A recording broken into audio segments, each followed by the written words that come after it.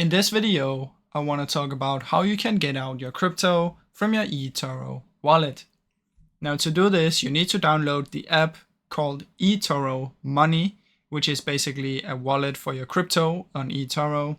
So make sure that you download eToro Money. You can download from the App Store or the Google Play Store. Just make sure you download this one.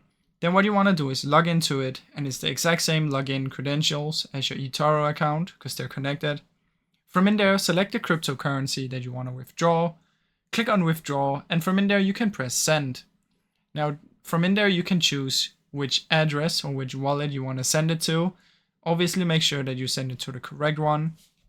So once you've selected that, you can just verify it and confirm the withdrawal, and it will now start the transaction. Now it should begin, and of course sometimes it's instant, sometimes it can take a few minutes, sometimes a day, but just keep in mind that once the transaction is started, it will now start sending the money to the address that you've typed in. So that is basically how that works, guys. Now I really hope you enjoyed this short video. If you did, please leave a like and subscribe, as it helps me out a ton. Thank you so much for watching.